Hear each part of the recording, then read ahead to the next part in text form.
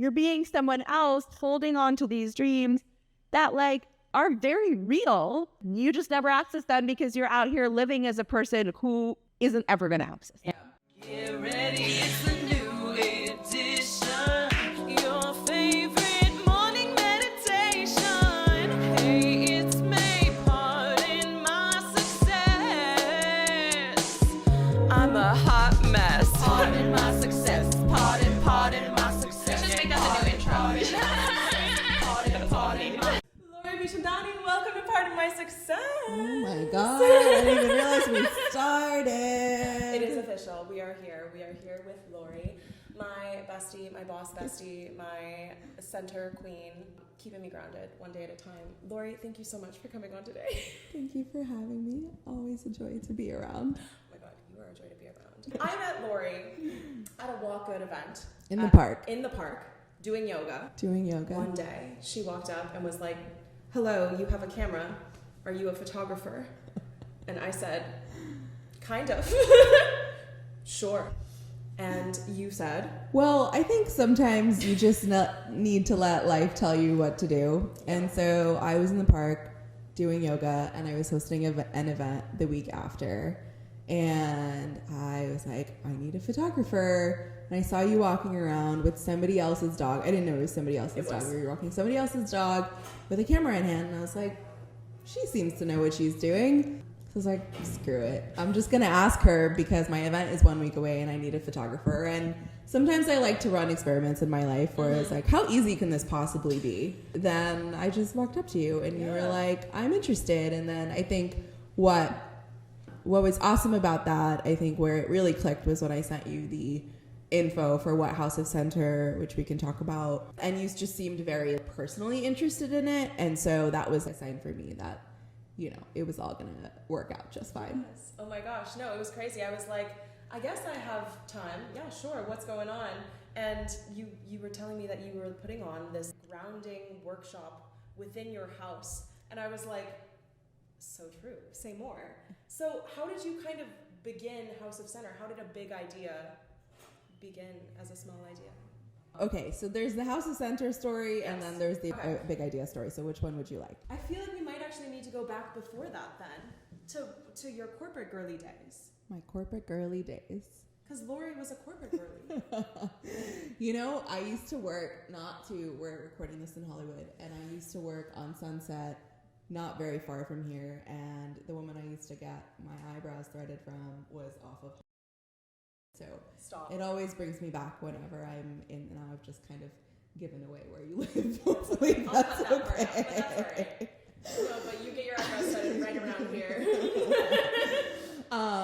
Yeah, so I was a corporate girly. I used to work at a company called Nielsen doing data and marketing analytics for big media and entertainment companies. And so that was where I started my career fresh out of college. I went to school in New York at NYU. Hey. Well, 4 years in, it was a really wonderful place to start my career. But about 4 years in, I sort of realized that I was kind of climbing somebody else's ladder. Mm-hmm. There wasn't a job on that sort of lineup that I was interested in, all the way up to the CEO, right? It's like, that's how you really know. It's like, oh, I got to get out of here.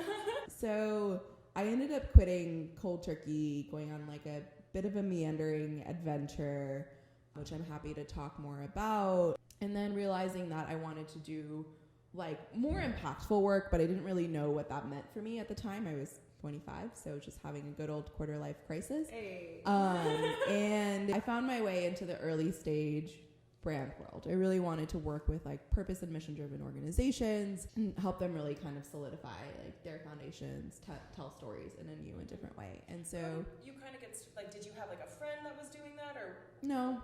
No. I just had an instinct. I wanted to be able to I was really like the part of my job at Nielsen that I loved most was the sort of like human insights, consumer insights, psychology side of it. But I knew that I didn't want to I didn't want to be in Excel all day. I didn't want to do analytics all day. And so brand was kind of a way for me to take the skill set that I had and apply it to something a bit more creative. And so it just felt like the right sort of home next step, even though I'd never really done brand marketing before. I remember one day I had an interview and it was with an agency, and they sent me their strategy deck that they had built for a client. And I just spent a year kind of like leaving corporate life. And so I was trying to figure out, do I go back and get a 9-to-5 job? Do I do something different? And they made the mistake of sending me their client deck. And I looked at it and I was like, I can do that. And so from that day forward, I was like, I'm a brand strategist. And I just called myself that, and I carried on. Yeah. And so, yeah, it was like a nice lesson. And like, you get to be whatever you decide. For a long time, when I left corporate, all the roles that like people were reaching out to me were like awesome companies, but it was like data analytics this, data analytics that, data analytics that. I was like, I can't do that anymore. So yeah, I became a brand strategist by deciding that I was a brand strategist, and then sort of like fulfilling that destiny. And it started off with freelance work, and then I solidified it into, I would say, a big idea version 1.0, which was very much like I was a strategist doing strategy.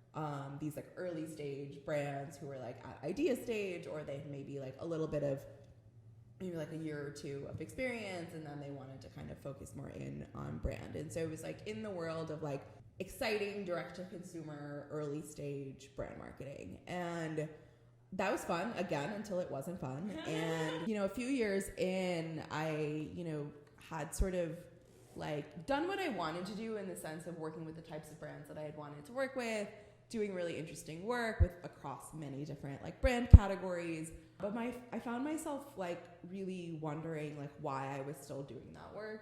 Around that time, I had also watched a documentary called The Century of the Self, which is very fascinating. Highly recommend. And it's basically about how this guy, I'm forgetting his name right now, but he is sort of known as the father of modern PR, but was also the nephew of Sigmund Freud. Oh my God. And he is basically the one who is responsible for taking all of Freud's theories about like how to, use people's emotions to get them to want things. And he brought Freud's theories to Madison Avenue. He brought them to the government, and essentially like set this domino effect of turning people from active citizens into passive consumers. King. He started a movement. There are many implications to the movement he started. Most of them, I guess some of them good, most of them I would say not so good. Anyway, so I watched this documentary, and at the same time I was reflecting on the work that I was doing and why I was doing it. And at the same time, like seeing these entrepreneurs who started their like ideas with so much purpose, so much vision, so much excitement, and then like watching them sort of become shells of themselves. And so I was really asking myself, like, what is the point of like creating these brands that just sell things that more people like, they're like purpose oriented in theory, like they're starting from like a pure place, but then capitalism just kind of eats them alive. Yeah. And then the founders become shells of themselves. The company culture is questionable, and it's like, do we need more stuff? Like sometimes, but mostly not. Yeah. And it's so hard because small companies, you start off with a couple people with a good idea. Yeah, there's a lot of really pure and beautiful intention, and I wanted to be able to kind of honor that, right? Because it's like it's so commodified. we just live in this world where like the realization of your potential and you acting on your purpose involves like creating a product. I don't know. And so it was like not entirely no, right? Because obviously there's things that we create that move culture forward, that move society forward, that move technology forward. I started asking myself, like, what's the most important thing here? What is it that I care about? And so kind of landed on this new orientation to what a big idea is around brands and experiences that deepen our shared humanity. Because I found that like underneath it all, people are just trying to connect through the things that they're building. I started to reformulate everything that the company does, overhauled our strategy process, created a new set of tools and experiences to really start to help founders at the start of their journey not just prioritize all the metrics of success that our culture deems important, but really to start to do the reflection of what even are they looking to get out of it personally. And then like how do they orient towards building so that they can sustain that and not neglect that. And so yeah, it's been kind of this like huge reorientation around like starting off just really seeing myself as a strategist, being behind the scenes, like building strategies, doing marketing for these early stage brands, to now really like, I would say reorienting towards like a mix of like brand, personal, and organizational development. And a lot of that was fueled by a lot of the personal development work that I had really been doing on my own. I think entrepreneurship is a surefire way to like confront every insecurity that you've ever had. And so it just became really interesting because I realized that the things that I was struggling with, the people that I was working with were also struggling with. Yeah. And so yeah, just like started to create things that allowed all of that to kind of come together. Yeah.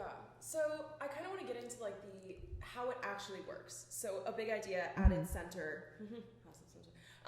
like with the personal like brand strategy that you were doing, which has now kind of evolved into what you like to call personal essence, which we love, and we're going to get into here really quickly because we went down and sat down and did the entire personal essence journey, which was so beautiful from start to finish. How did you kind of come up with that? And like, can you walk us a little bit through what they actually are and like how they came to be?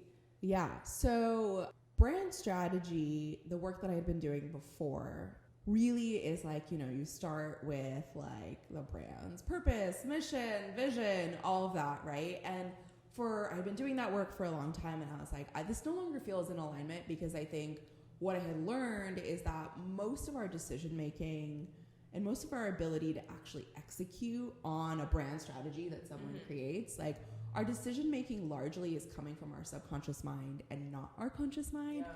And most of us have no idea what's going on in our subconscious mind.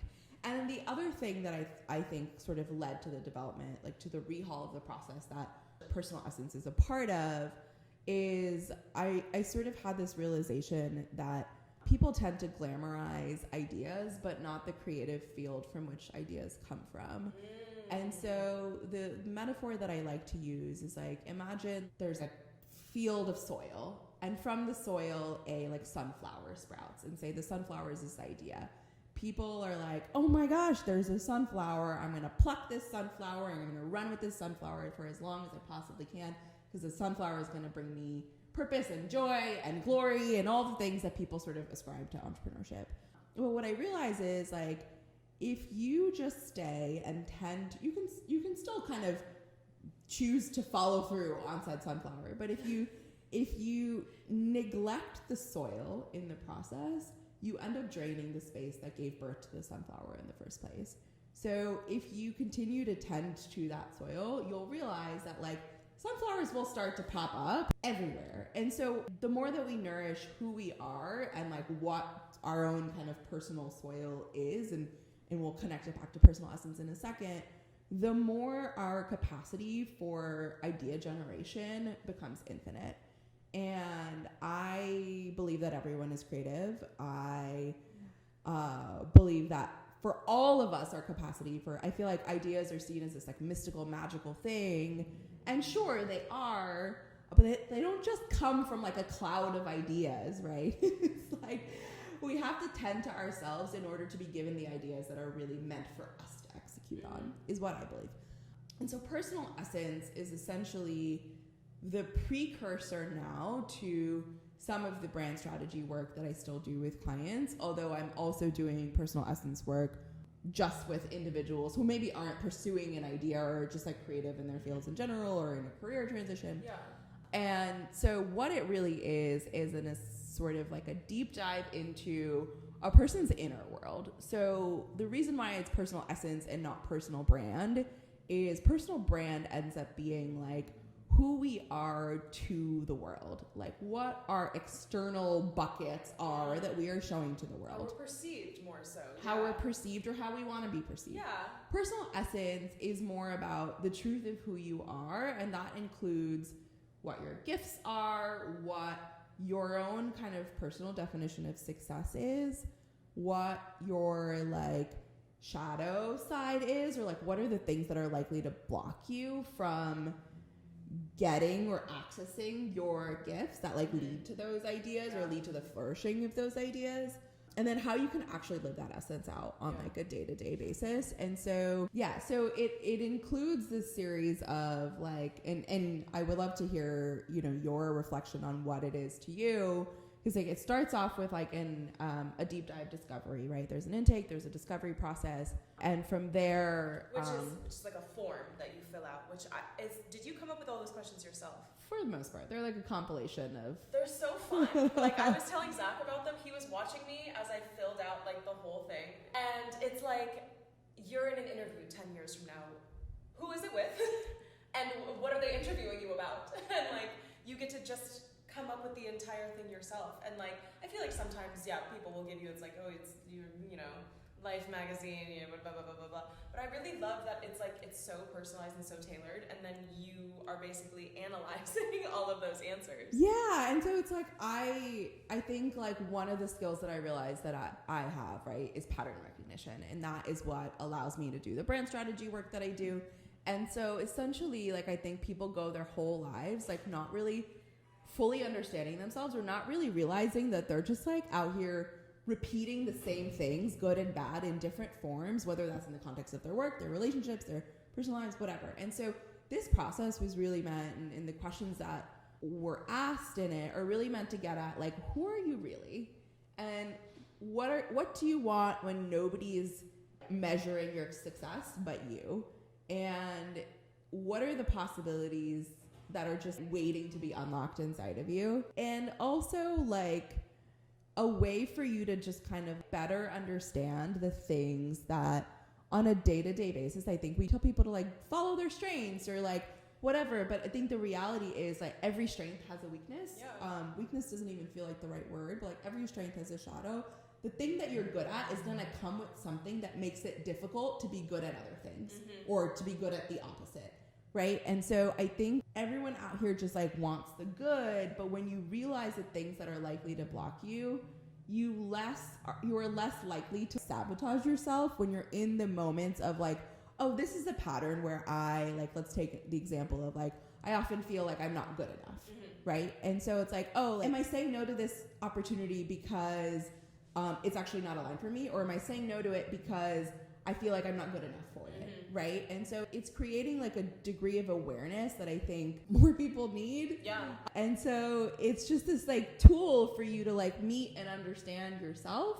And it's sort of, I like to think of it as a little bit of like permission to actually be who you are, and to realize that everything that you really want, like not like your ego desires, but the things that your soul wants, I guess, all of that is inside of you. And if you just kind of like create the space to understand it, then like it makes life a lot easier, and it ends up being this compass with which to like orient from. Yeah, no, I love that. And I also think calling them shadows also really reorients what I believed to be weaknesses, in fact, and then being able to understand like, oh, no, this is part of a strength. It in fact, it is a strength that I'm able to do this thing. What was one of, like, I'm trying to think of one of my specifics. Oh God, I think it literally made me cry when you first read through it for me, where it was like, don't try to control in the ways that you were controlled. And like, I'm such a control freak, and like I do it to points over myself that like just give me more anxiety and make it harder for me to live. And like giving myself permission to be like, oh, wait a minute, this actually isn't necessary. I can live a life that is free and happy, and like choosing to make choices out of not this feeling of like constraint, but like taking a breath and being like, okay, does this help me, or does this help somebody else in a way that also like lifts me up and makes me happier and like brings me joy? Because I also get sucked into this was another part of the essence where it was like knowing the things to say yes to, but also the things to say no to, because I have a really hard time saying no to things, and being able to be like, okay, these are collaborative projects, these are people that I want to work with, and these are things that are actually sucking away my time and energy. And like being able to just see that, like literally visualize that in this beautiful slideshow that you created was very magical and very centering and so beautiful. And I really appreciate you. Thank you. I'm so happy to hear you like reflect on it in that way, because I think like for some reason our world is very much oriented around lack and all of the things that we're not. Yeah. And I think like when you see the whole picture, right? Like whole being the key word, you see yourself from a place of like wholeness and not like, this is what's wrong with me and this is what needs to be fixed. It's just like, these are the objective facts and here are the choices that I'm going to make knowing the objective facts. Yeah. And it's not good, it's not bad, right? Like, and seeing it as a shadow to a strength, you're like, these two just come together. Yeah. And that's just kind of... It's just how it is. And it's also like, that is then your task, right? It's like, we don't learn from all of the good things that happen to us. Like, they make us feel good, they make us feel like empowered and confident and whatever, but we learn and we move forward from the things that we kind of struggle with. Yeah. And so it's like, okay, when you see it from that perspective, you're like, well, this is just like, if you're in a video game, like this is just a little like, I don't know why I'm using video games as a metaphor, because like I don't know anything about video games. But it's like, if it's the thing that's like blocking your access to the next level, then that's just part of the game, you know? And so if you can kind of see it as that way, then it makes all the like icky negativity that we like put on ourselves for no reason, like it sort of takes away the impact of that. Yes, exactly. Yeah, it's less, I think that is it. It's less impactful. It just doesn't have as much of a bearing on your life anymore. And I think creative people, especially, I imagine that's like the large majority of people who are listening to this, right? Like, I think, as you said, we're all creative. We're all creative, but I think when you're sort of especially in the lanes of creativity, we're largely like sensitive folk, you know? And that's what allows us to access our creativity even more so. And I think, again, the shadow of sensitivity, the power of sensitivity is that we have access to like these feelings that create art, create music, create all these like wonderful things that exist in the world. But the shadow of that is that like we take a lot of shit really personally. And like when you learn how to not do that, to not make it about you, then like you access a lot more peace. And I think like one of the things that's personally important to me is to like reach the top of whatever mountaintop I'm climbing and actually feel successful. Yep. And I think so many people, when they reach the pinnacles of their careers, look around and they're like, is this it? I do think it's like I am somebody who sets so many goals, and I am worried that I'm gonna get to a point where it's like looking back and you're like, well, I did it, and now what? Yeah. And like I feel like a lot of people get to that point where they stop having goals for themselves. I think what we forget is that the reason we want things is because it's gonna make us feel a certain way. Yes. Or at least we think they will be. We think it's gonna make us feel a certain way. But the reality is you need to train your body how to feel those things if you wanna be able to feel it when you reach the thing. That's so true. It's like you're not going to like feel beautiful and powerful and successful and all of those things if your system has zero capacity for knowing what that feels like. Yeah. And at the same time, if you can, wherever you are, like kind of tune into yourself and know that like, oh, what I actually really want to feel by like getting this job is like feeling a sense of self-worth or a sense of value or a sense of appreciation. I can actually access those things like in my body right now. Which is like today. The ultimate life hack is realizing that every feeling you've ever wanted to experience, you can experience right now. Yeah. And so again, like I think like creative people who are entrepreneurs, people who like want to go to the ends of the earth, like you have to be like a little bit like, you know, like a little bit crazy to like go down these paths, right? To like to take the risks that it involves. And so like the people who are going down these paths, they're wanting to feel something by accomplishing the things, right? And so it's like you have to learn how to feel those things in order to get to the top and be like, wow, I really did that. Yeah. Wow, I'm so appreciative of the life that I've built for myself. Wow, it's so incredible that like I have created a thing that's like so impactful for people, instead of being like, well, I guess I did that, like now what's next? Because I still feel empty inside. Yeah. No, exactly. exactly. And I think after we finished the personal essence, like the discovery and then our talking, and then you had like put together this beautiful PowerPoint, and then we talked through that, and then you added even more to this beautiful PowerPoint that like kind of really went in depth into like, yes, what my personal definition of success is, scaling all these different questions 1 to 10 based on that day. And like, I think my specific ones are like, how creative did you feel today? 1 to 10, how many decisions did you make based out of like fear and like anxiety, or a place of like creative freedom? And like going through and basically scaling these, and the last one is like, what did you think of yourself today? Like, what is your personal opinion of yourself 1 to 10? And we like to believe they're all 10s. Some days they're not. But generally, I have actually learned through doing it the entire month of December, and then I'm now into January. I made a beautiful questionnaire template spreadsheet on Excel that automatically scores it all up together. My December average was a 9.56. Hell yeah. So out of 10, that's pretty damn good, I want to say. I had some days that weren't super great, but being able to actually see that and be like, no, today was a pretty good day. Yeah. You know what? As annoyed as I am right now at 9 p.m. about something that happened within the last hour, overall, it was a pretty good day.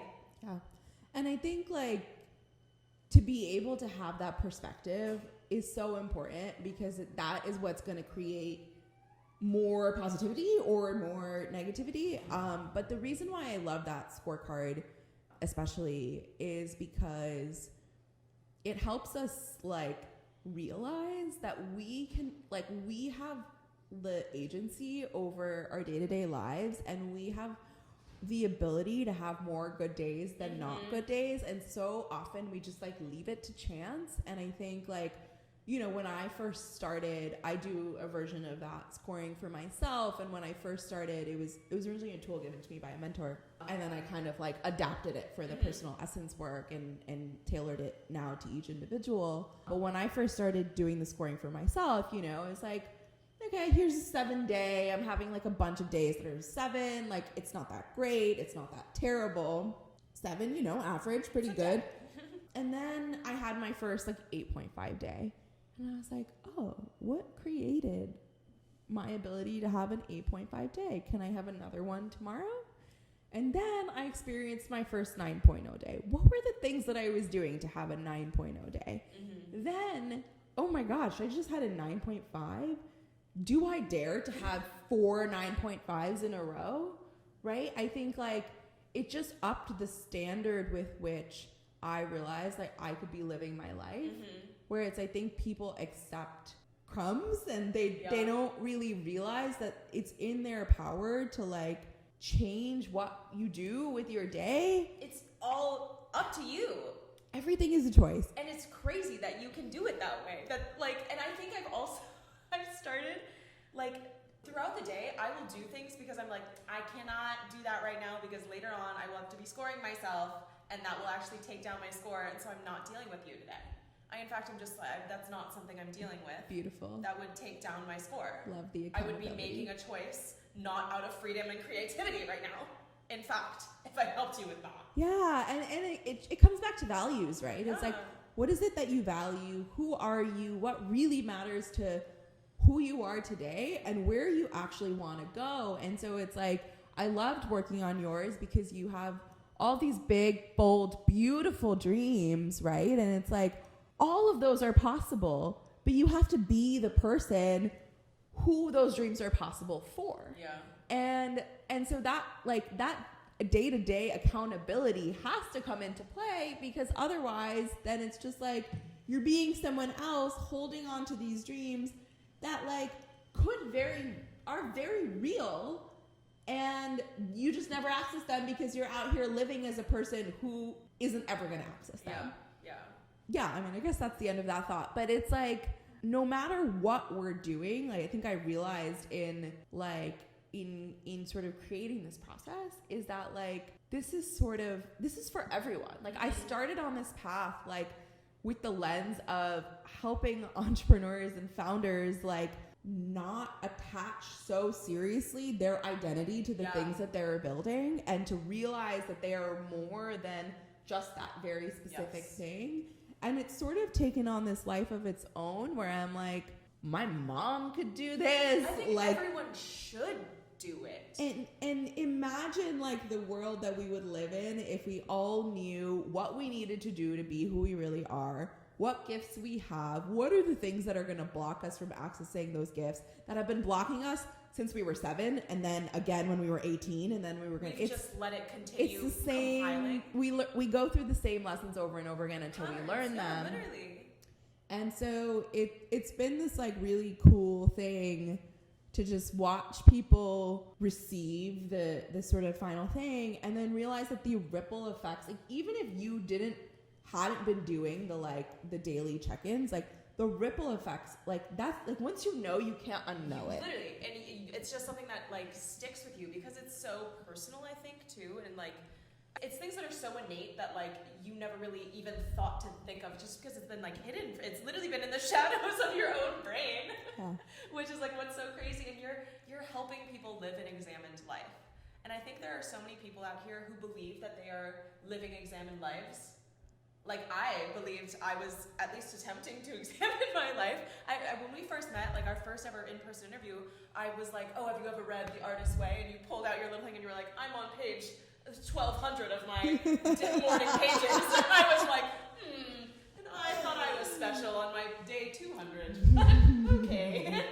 Gotcha. No, it's a spiral, right? And so you just go deeper and deeper and deeper, and there is no end to knowing yourself. There is no end to meeting new versions of these innate patterns, right? It's just like you just level up at every stage. And I think I have learned that lesson over and over and over again, where I've thought that I've like completed a cycle on something, and I'm like, oh shoot, here it is again, just like a harder version of it, because it's calling forth again like the next version of who I'm trying to be in order to access the things that I say that I want, the vision that I'm holding for myself. And then you're like, oh, okay, again, like this is the game of life. This is what we're doing. This is what we're playing. And we're just here to get better and better and better at being ourselves. Yes, exactly. Well, have you listened to the telepathy tapes? Oh my God. Okay. So it's so crazy because over the last week, the number of times it's been mentioned. Well, so my trainer mentioned it to me first, and then I went home and I saw I was scrolling on Threads, and I don't really use Threads, but every once in a while I get distracted on Instagram by something on Threads. And so I was reading this, I don't even know what they call them, thread equivalent of tweet. It's just a thread. It's a thread. That's why they stole it, because it's a Twitter thread, and then they just have threads. I see. Okay. And someone mentioned it, and then I was like, wait, this is weird. Is the algorithm listening? Yes. But then I realized it's actually huge. It's huge. It's huge. So, and you know what? It came out in November. It's that new. It's really new. Yeah. It's insane. I think people, I want to know where your brain was going with this, but I think people are really struggling. They're exhausted, and they're also I think when people get to that point, they're asking bigger questions, and they're looking for things that are they're more open to things that are mystical and magical and unexplained. Yes. And so this is all without me really knowing that much about the telepathy tapes, but I think that's where the phenomena around it is really coming from, is that there's these unexplainable things that we as humans know, but we don't really talk about. And there's just been large deprioritization of intuition as a means with which. And these little children are who are highly intuitive, and that is, I guess, what the whole point of this podcast is, I think. Sort of, but then you need to listen to the entire thing. Everybody, I'm telling you right now, you should go listen to the telepathy tapes. And also listen to this podcast. But the telepathy tapes are very short. It's 10 episodes, and it's just one season so far. And I listened to the entire thing on the plane to Florida earlier last week. And so much of it just absolutely blew my mind. It is based off of, at first, hundreds upon thousands of tests on nonverbal autistic children throughout the United States and the world, who they have been able to test with statistical probability of 100% accuracy. These children are able to read their minds of their parents, their teachers, people in the room, just they're through spelling out things. They have realized that these children that they believed before weren't able to talk at all, had no thoughts going on in their heads, actually are all completely interconnected. All of these children are part of a larger shared consciousness that are able to connect to each other through telepathy, and they are able to spell out their own thoughts and write these prophetic, poetic words, books, stories that all connect to the idea that there is a greater universe, there is a God consciousness that is larger than all of us, that is all connected, that we all could see when we were children, that we all had access to, but as we get older, as we tell ourselves that, we need to be more here on earth and less up in the clouds or whatever, that we lose that. The reason we are here on earth as humans is to further the library of life through our organic, unique, original thoughts and feelings in written word. And because when we're here, when we don't have access to that shared consciousness, or at least don't consciously know everything all the time about everyone that has ever existed, we can therefore have a stream of personal, unique consciousness and thoughts and new words and new ideas and new things that we're making up that then grow the overall world, and that's how we are all connected. And it's not just these children, right? It's obviously everyone. it's they're when you're younger, and also then when it's less connected to your body is how they see it. And since you have access to these other skill sets, right? Yes. And life and conditioning and whatever sort of beats this innate sense of connection to your intuition or something greater, or this consciousness. But we all have that. And I think creativity, I imagine everyone who's ever done anything creative has had the experience of sitting down and creating something and being oh shoot, did I just make that? What is this? Who is she? Me? Am I that profound? Am I that good or whatever, right? Where it's where did this come from?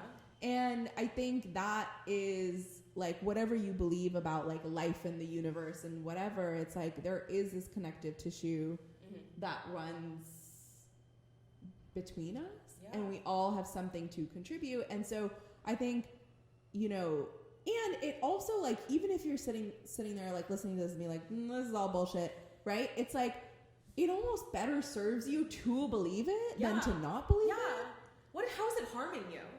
Exactly. In fact, it's helping you. If you just go around the world and you're okay, if we are all connected, if we just start off that way, which if we're being honest, we already know the rest of the world is, why is it that crazy to believe that the roots in the ground and mushrooms that are completely connected around the world, where it's they can share thoughts in an instant?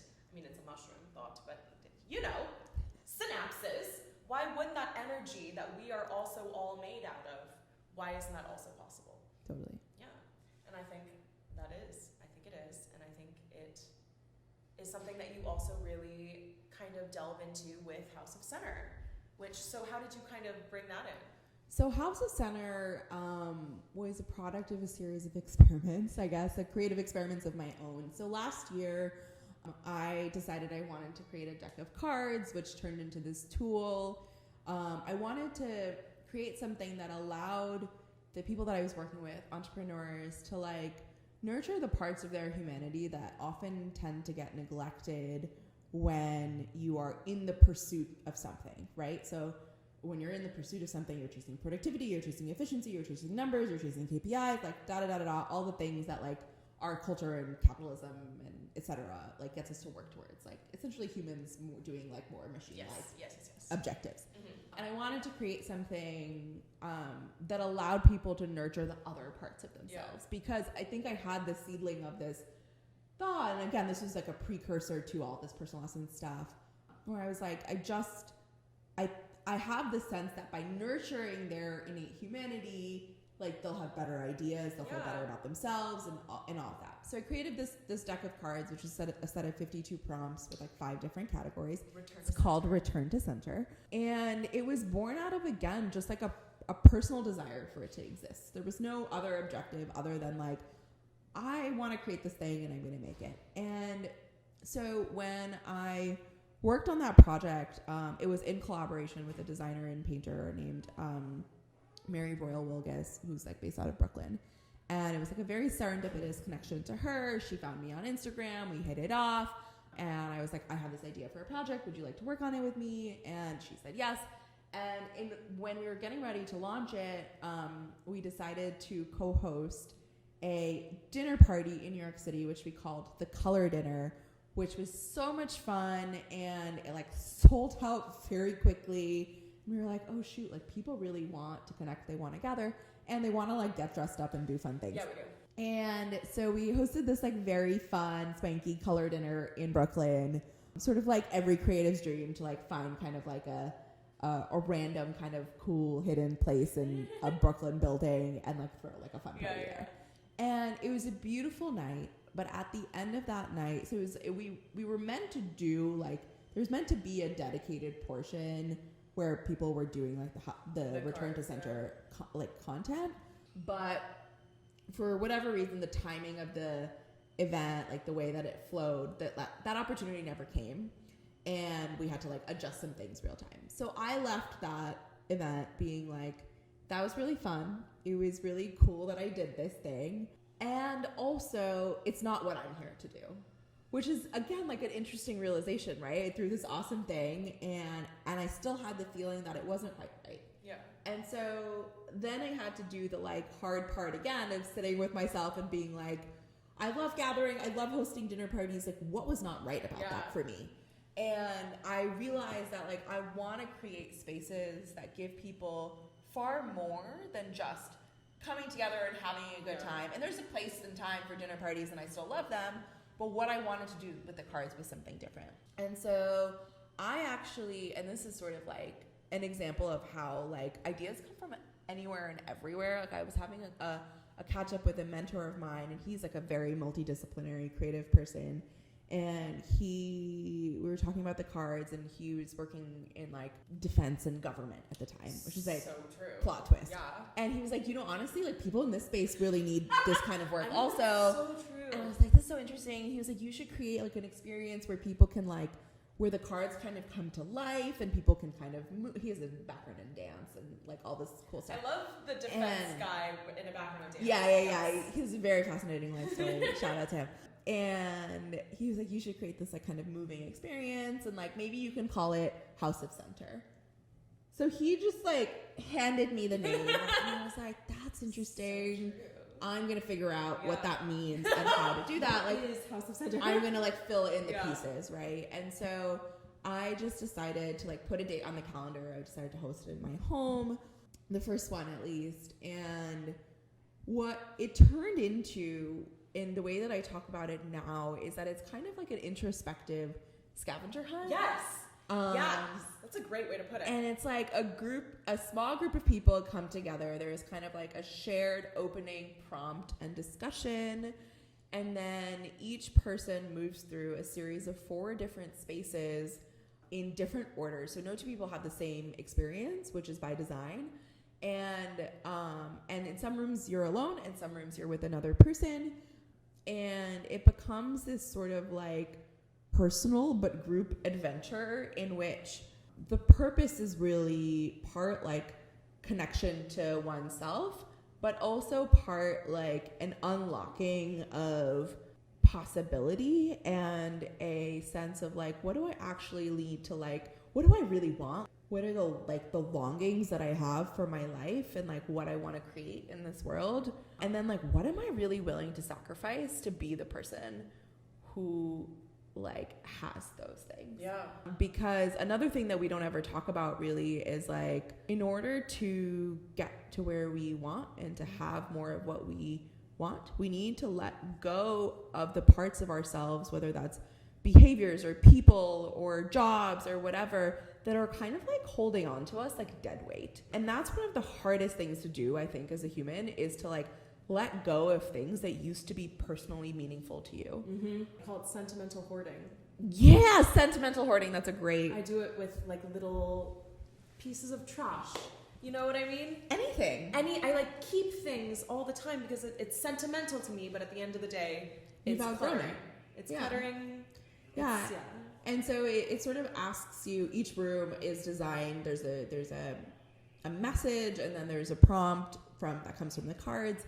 And it's meant to be, like, I think, like, in hindsight, what I realized, like, the magic of it is that there's this sense of, like, openness and mystery that gets created when you're like, I don't really know what I'm going to open. Like, what is the message that's going to be in this envelope? And you're kind of on the spot, too, because something with other people. And so you, like, pull out the card together. Yeah. And so it's, like, the little mystery of it. It's like, ooh, what is this going to be? And then it's like, ooh, what's your greatest fear? And you're like, oh, all right. Anyways. okay, stranger, let's do it. And then you honestly connect more that way, because you, with a complete stranger, oftentimes they're like, oh my God, we have such similar, like really deep personal fears and like worries about life. And yeah, it's just a really beautiful thing. No, I really love it. And I'm so happy that you have put this all together and you are making this such a beautiful journey for people, entrepreneurs and just humans alike. And everything of Lori's links will be down below. So if you would like to get your own personal essence journey, which if you would like to get the Return to Center cards, if you would like to sign up for your own House of Center, hey, it's all possible. It's all possible. And it will be down below. But Lori, thank you so much for coming on today. Do you have anything else you would like to say to the people? To the people, oh my gosh. Well, first thing, thank you for having me. This is such a treat. No, to the people, I think like we all have the oxygen that we're meant to contribute to the world. And I just like, I think it takes courage to do that. And so I just like, shout out to the people who are like on that journey and, you know, keep going. Yeah, just keep swimming. Just keep swimming. I love you so much. Thank you so much for coming. Amazing. All right, I love you guys. See you next week. Bye. Are you PMSing?